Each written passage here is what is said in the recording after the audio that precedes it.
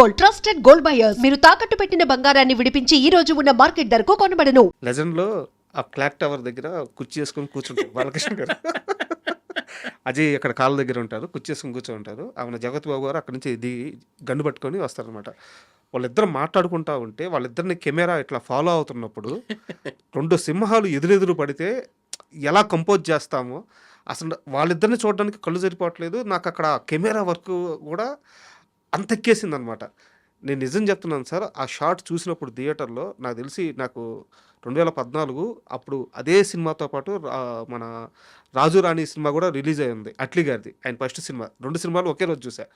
ఈ సినిమాకి వచ్చి కూర్చున్న రోజు ఈ షాట్ తీసిన కెమెరామ్యాన్ కానీ కనిపిస్తే ఆ రోజు ఆయన్ని ఖచ్చితంగా ఆ డే తన వర్క్ గురించి అడగాలని నేను 2014లో ఫిక్స్ అయ్యా. చెప్పండి సార్, అసలు ఆ రోజు షూటింగ్ ఎలా జరిగింది సార్? అది ఒక మంచి విషయం అడిగారండి. అది ఎవరైనా అడుగుతారా, ఈ పాయింట్ని అడుగుతారా అనుకుంటున్నా. You ఆస్ట్ me very good. నేను చెప్తా దాని గురించి. సార్ ఫస్ట్ యాక్చువల్గా ఈయన కూర్చుని ఉంటారు కదా, కూర్చున్న తర్వాత జగత్ బాబు గారు వస్తారు. వచ్చిన తర్వాత కెమెరా అది కార్లో ఉన్న గన్ను తీసుకొచ్చి ఆయన గన్ పాయింట్లో పెడతారు. దాన్ని చూసి ఆయన హీరో గారు లేచి, బాలయ్య బాబు గారు లేచి, ఇద్దరు వచ్చి టక్గా వార్ లాంటి నువ్వంటే నువ్వు అని. ఎందుకంటే ఈయన జగత్ బాబు గారు కూడా ఒక పెద్ద యాక్టర్, ఇటుపక్క Balayya Babu star actor. So ఇద్దరు హైక్స్లో ఉన్నారు. వీళ్ళిద్దరు ఎమోషన్స్ని పట్టుకోవాలి. డైరెక్టర్కి ఒక టాస్క్. సీన్స్ ఉన్నాయి, టఫ్గా వర్క్ జరుగుతుంది, జనాలు. సో నేను కెమెరా పెట్టి 2 షాట్లు తీసేసాను. ఓకే, తీసేసాను. చూస్తుంటే నాకు ఎమోషన్ నచ్చలేదు. నా షాట్ నాకే నచ్చలే. నేను వెంటనే డైరెక్ట్ గారు ఇది ఇలా కాదు, ఎందుకంటే వాళ్ళు చేస్తున్న విధంగా రా ఏమనుకుంటున్నావు నేను అంటూ ఉంటాడు. సింహాలే ఇంకా ఒక ఇద్దరు ఫైట్కి రెడీ అవుతారు. సో నాకేమో నా పాయింట్ వీక్గా అనిపిస్తుంది. వీళ్ళిద్దరూ సింహాలలాగా మీద పడిపోతున్నారు అని. నాకు ఇలా కాదు డైరెక్ట్ గారు, ఆ షాట్ 1 మోర్ చేద్దామని చెప్పి, ఇలా కాదని చెప్పి ఆ కెమెరా నేను షోల్డర్ పెట్టుకుని మొత్తం సీన్ హ్యాండిల్ చేశాను. సో ఆ ఫీల్ ఉంటుంది చూసారా, ఆ కదిలే మోషన్. ఇది ఒక ఆడియన్స్ చూస్తే ఎలా ఉంటుంది నిజంగా, అది బ్రీతింగ్ ఫీల్. నా గుండె కొట్టుకుంటే ఆ ఫీల్ దాంట్లో కనిపించాలి అని కెమెరా షోల్డర్లో పెట్టుకొని ఆయన చేస్తున్నప్పుడు నేను కెమెరా ఇట్లా చేయటం వల్ల ఆ ఎమోషన్ పండింది. Correct. That exact question you answered. ఎవరైనా అడుగుతారేమో చూస్తాను సార్. నేను 12 సంవత్సరాల నుంచి వెయిటింగ్ సార్ ఈ క్వశ్చన్ అడుగుతామని. Thanks asking that's beautiful question. Sir, Srinu Vaitla గారితో మీరు ముందు మనం మాట్లాడుకున్నట్టు నీకోసం సినిమా చేశారు. అంత జర్నీ తర్వాత దూకుడు సినిమాలో ఓన్లీ ఇంటర్వెల్ షాట్ ఒక్కటే మీరు ఎందుకు తీయాల్సి వచ్చింది? ఎవరి కోసం తీశారు? ఎందుకు ఒప్పుకున్నారు? దూకుడు సినిమాకి ఇంటర్వల్ బ్లాక్ నన్ను చేయమన్నారు. యాక్చువల్గా కెమెరామెన్కి ఆయనకి ఏదో చిన్న ఇష్యూ వచ్చినట్టుంది. అది నాకు పూర్తిగా తెలియదు. నన్ను పిలిచినప్పుడు నేను వెళ్ళి వర్క్ చేశాను. ఆ నీకోసం ఎంత కష్టపడ్డారో ఇప్పుడు మనం మాట్లాడుకున్నాం. చాలా అద్భుతంగా ఉంది ఆ జర్నీ. ఓకే. అంత జరిగిన తర్వాత శ్రీను వైట్ల గారి నుంచి మళ్ళీ ఏ సినిమా కాల్ గారు మీరు అసోసియేషన్ అవ్వకుండా యాక్చువల్గా దూకుడుది నన్ను అడిగారు. ఏదో ఒక్క సినిమాకి నన్ను అడిగారు. ఆ సినిమాకి నాకేదో కొంచెం టైం కుదరక, లేకపోతే రెమ్యునరేషన్స్ ఏదో కొంచెం డిఫరెన్స్ వచ్చింది. అంతే తప్ప లేదు, ఇవన్నీ రికార్డ్ చేసింది. సో అంతే, వేరేం లేదు. మా ఇద్దరికి ఇప్పుడు మంచి. తర్వాత ఆగడు కూడా చేశాను సార్. మన అఖండ 2 చేసిన ప్రొడ్యూసర్స్ది. ఆగడు క్లైమాక్స్ కూడా చేశాను. తర్వాత దూకుడు ఇంటర్వల్ బ్లాక్ చేశాను సార్. అద్భుతంగా ఉంటుంది సార్, బ్యూటిఫుల్ బ్లాక్, మంచి. దానికి మహేష్ బాబు గారే ఫోన్ చేసి చాలా బాగుంది రాంప్రసాద్ అని. ఒక ఏంటంటే ఒక హాలీవుడ్ అక్కడ నిచ్చెన మీద నుంచి రావడం కానీ అదంతా ఫైట్ ఎక్కడ ఆగదు, అది పరిగెడతా ఉంటుంది. Fight design like that sir. ఇది కెమెరామెన్ అంటే నిజంగా మన సైడ్ ఏదో మనం చెప్పడం కాదు, కానీ designed is like Hollywood star. ఇప్పుడు మహేష్ బాబు నేను బిగినింగ్ నుంచి నాకు ఇష్టమైన యాక్టర్ సార్. అంటే such a wonderful passion. Mahesh Babu కానీ, లేకపోతే బన్నీ కానీ, లేకపోతే రామ్ చరణ్ కానీ, ఇప్పుడున్న యాక్టర్స్ అందరూ ప్యాషనెట్. వాళ్ళు చేయాలనే తపన ఎక్కువ ఉన్న హీరోస్.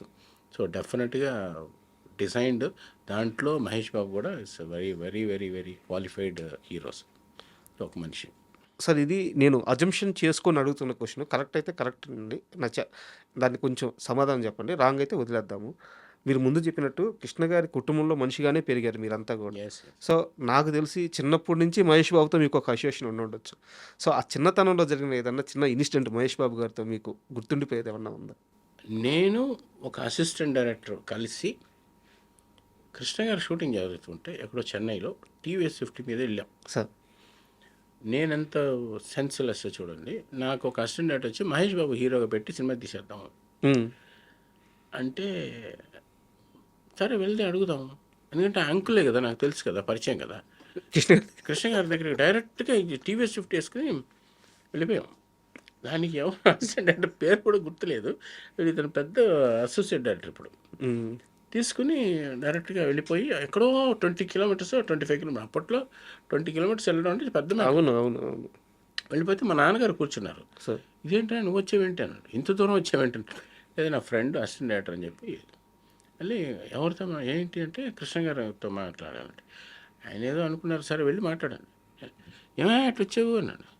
లేదు అంకుల్, మహేష్ బాబుతో హీరోగా పెట్టి సినిమా తీయాలని నా ఫ్రెండ్ వచ్చాడని.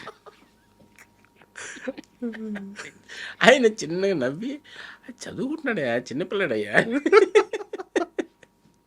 అదొక అంటే ఇట్స్ వెరీ క్యూట్ మూమెంట్స్. అంటే అమాయకత్వమా లేకపోతే తెలియనితనమా అనేది దానికి పేరు లేదు ఇంకా అలాంటి విషయాలన్నీ. So that was a nice memory in my mind. తర్వాత అదే మహేష్ బాబు గారితో మురారి చేయటం. అవునవును.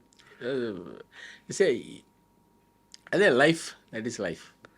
అండ్ ఇప్పుడు అదే మహేష్ బాబు గారు మీరు పనిచేసిన ఒక సినిమా చేసిన అద్భుతమైన సినిమా చేశారు రాజమౌళి గారితో, మర్యాద రామన్న. వారిద్దరూ కలిసి ఇప్పుడు ఒక పాన్ ఇండియాని షేక్ చేసే ఒక సినిమా రెడీ చేస్తున్నారు. సో ఆ కాంబినేషన్ ఎలా ఉండబోతుంది? డెఫినెట్గా నో డౌట్ ఎక్స్ట్రాడినరీగా ఉంటుంది. ఎందుకంటే it's a wonderful director. Sir మనం గర్వపడదగ్గ డెఫినెట్లీ ఒక డైరెక్టర్ రాజమౌళి గారు. ఎందుకంటే నేను పర్సనల్గా ఆయనతో వర్క్ చేశాను, మర్యాద రామన్న.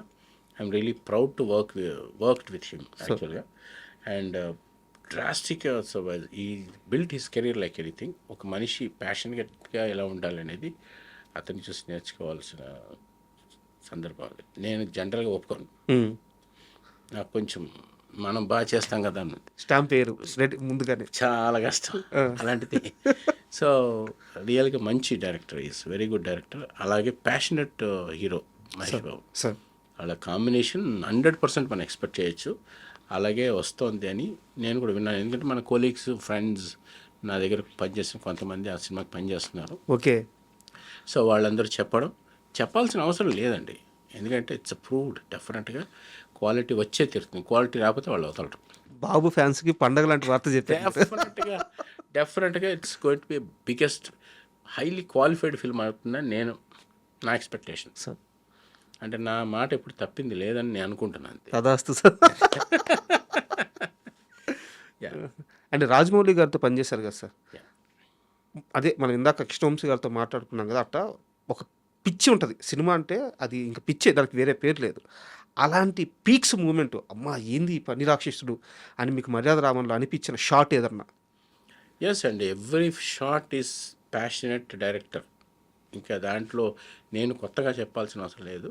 మీ ఎక్స్పీరియన్స్లో నేను చూశాను కృష్ణవంశీ గారిని ఎలా చూశానో అంతకంటే మోడర్న్గా, మోడర్న్ అయిన కృష్ణవంశీ లేకపోతే మోడర్న్గా ఉండి ఒక ప్యాషనెట్ డైరెక్టర్ ఎలా ఉంటారంటే అసలు నాలెడ్జ్ ఉంది సీజీస్ మీద కానీ, ఒక కెమెరా యాంగిల్స్లో కానీ, ఒక కథలో కానీ అసలు ఎలా డ్రైవ్ చేయాలి, ఎలా ఆపరేట్ చేయాలి, ఆడియన్స్ పల్స్ ఎలా పట్టుకునే టెక్నిక్ బాగా గట్టిగా అతనికి గాడ్ ఇచ్చిన గిఫ్ట్ ఆయనకి.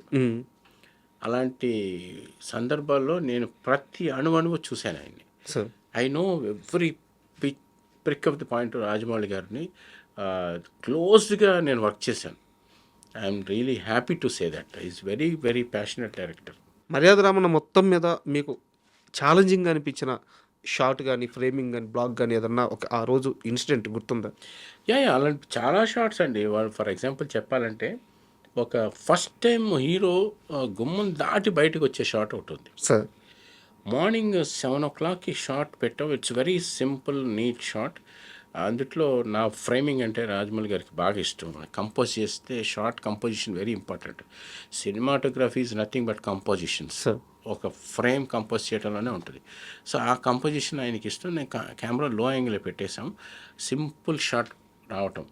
ఆ షాట్ సునీల్ అంటే ఆయన అనుకున్న పాయింట్కి రీచ్ అవ్వలేదని మ్యాక్సిమం సెట్ అంతా తీసి మళ్ళీ క్రేన్ తీసుకొచ్చి మళ్ళీ ఏదో పెట్టి లాస్ట్కి అదంతా దాటేంత వరకు ఆయన ఒప్పుకోలేదు. ఎందుకంటే యాస్ మైండ్లో ఇలా రావాలి, ఇది వస్తేనే కరెక్ట్గా ఉంటుందని క్లియర్ ఐడియా ఉన్న director. And for more videos, Please subscribe to iDream. Please subscribe to iDream. Please subscribe iDream. And please subscribe to iDream. For more videos, subscribe to iDream. please like, share, and subscribe to the channel. Congratulations, iDream. Subscribe to iDream. Subscribe to iDream. So subscribe to iDream Media. iDream ki iDream team andarki huge congratulations. Please subscribe iDream Media. Please subscribe to iDream. Subscribe iDream. Please subscribe to iDream. iDream అంటే నా కళల channel subscribe చేసుకున్న నోరు తిరుగుతలేదు. మీరైతే గంట గుర్తు కొట్టండి. For more such videos, please subscribe to iDream. Subscribe to iDream. Please subscribe to iDream. Please subscribe iDream Media. Please do subscribe to iDream. Please subscribe to iDream Media. For best entertainment and information, please subscribe iDream. And don't forget to subscribe to iDream.